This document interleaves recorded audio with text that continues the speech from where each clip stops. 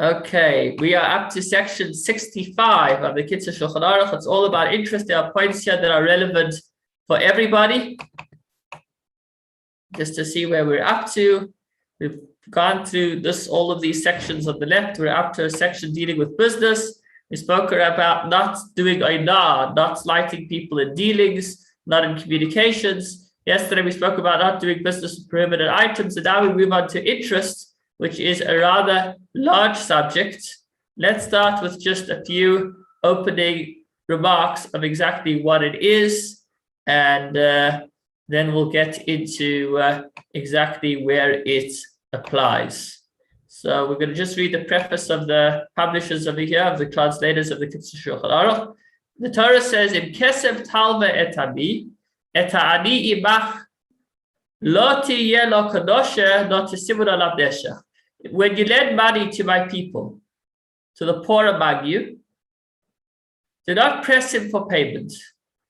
Do not take interest payment from him. So the Torah obligates us to lend money to one less fortunate than us, but at the same time forbids us from deriving any benefit from making this loan. So we're required to give a loan, and we're not allowed to make money off it. Any benefit, in fact, that is derived is called ribis, interests. And there's two general categories of interest. There is ribis da'oraisa, which means ribis, interest that is scripturally forbidden, that the Torah itself forbids, the classic case of that would be where a lender stipulates at the time of the loan that the money is being lent with the condition that it is paid back with a set rate of interest, pretty much how loans work today in the world. And it makes no difference how low or high the interest rate is. In either case, this is called ribis da'oraisa, this is scriptural ribis.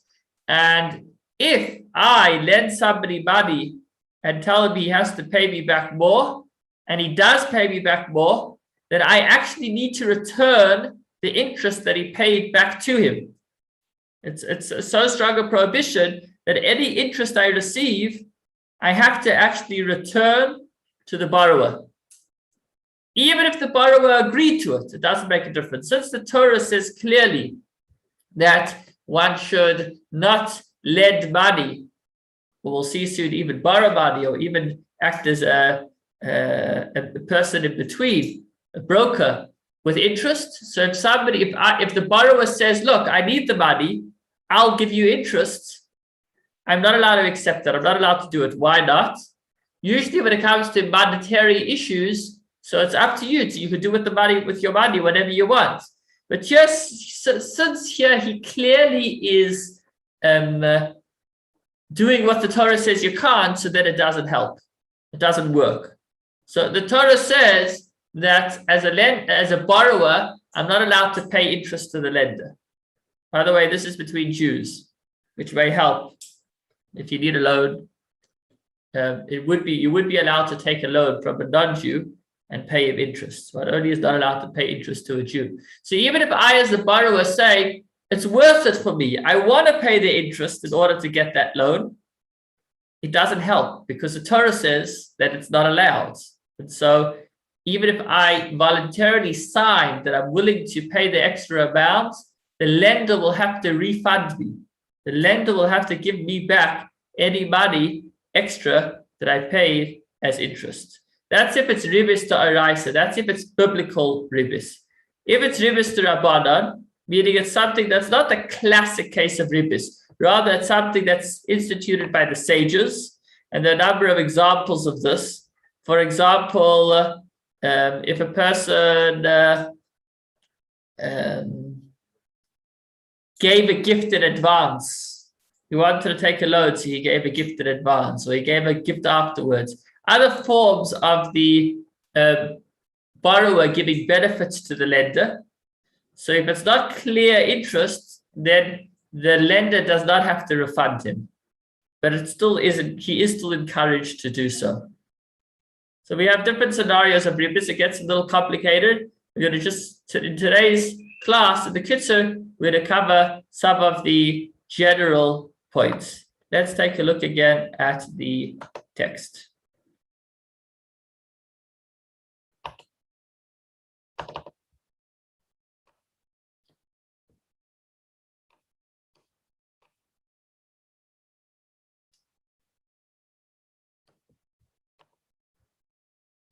You can follow along the table of contents on the left as we go along the text on the right. Here we go. It's the nature of man to desire and lust after money, which makes it more likely for a person to transgress the prohibition of interest than other prohibitions concerning money. Because where robbery and fraud and the like, the victim usually protects himself against robbery and fraud.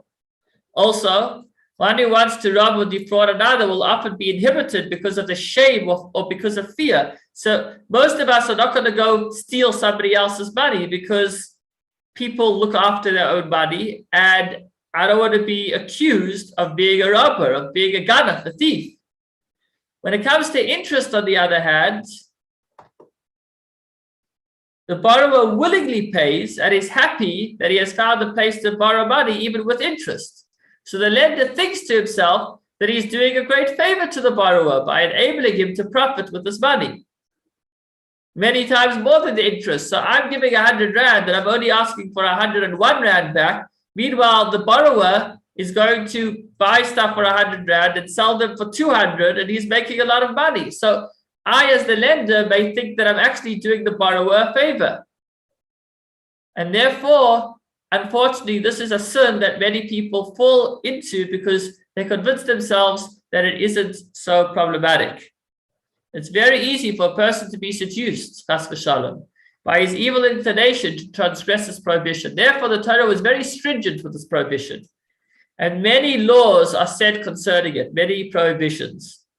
In fact, if I, as a lender, lend money to somebody with interest, I have violated 6 of the 613 mitzvahs.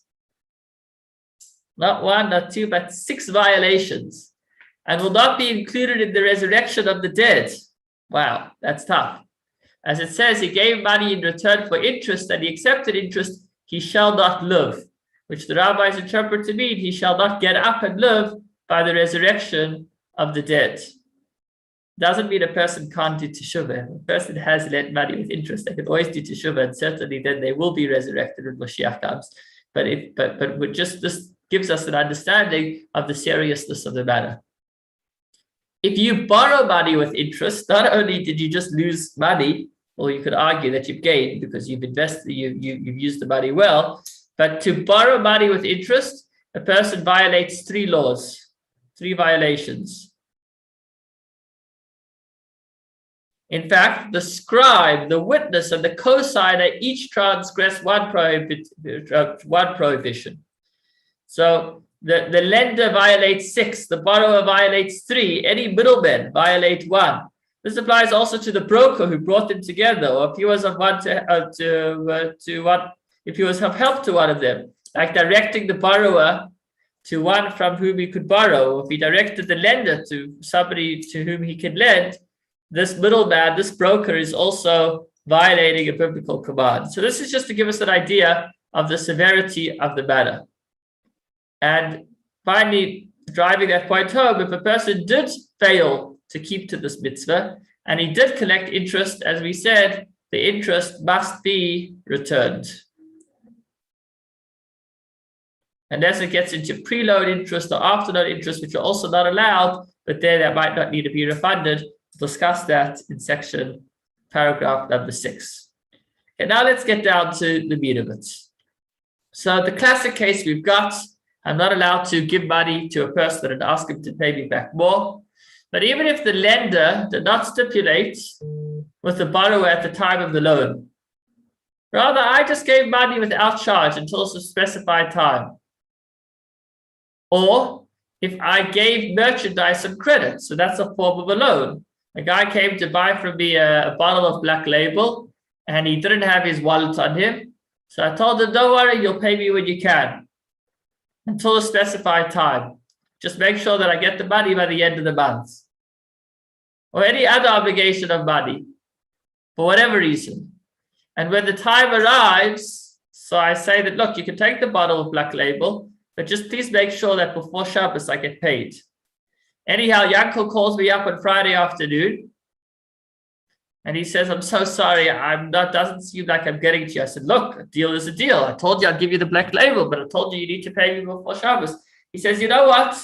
Next week, please God, I'll come by and I will give you more than what I've taken from you. I'm going to pay you not just the value, the 100 rand or whatever the black label is worth. I'm going to give you something extra. I'll give you a ride on my jet ski.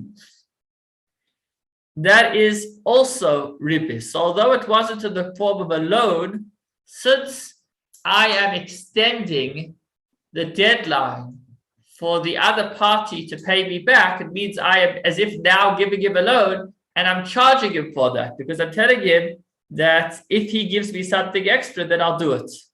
And that's also considered ribis. So extension of a deadline for payment with a cost is also ribis.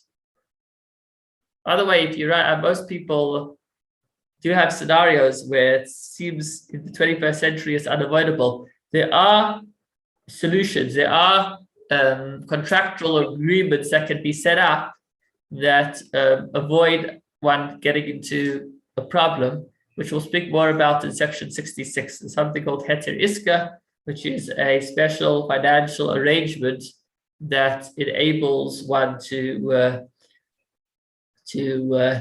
give money to somebody in a way that's it's not interest, but it's somewhat of a business partnership. We'll speak more about that later. Okay.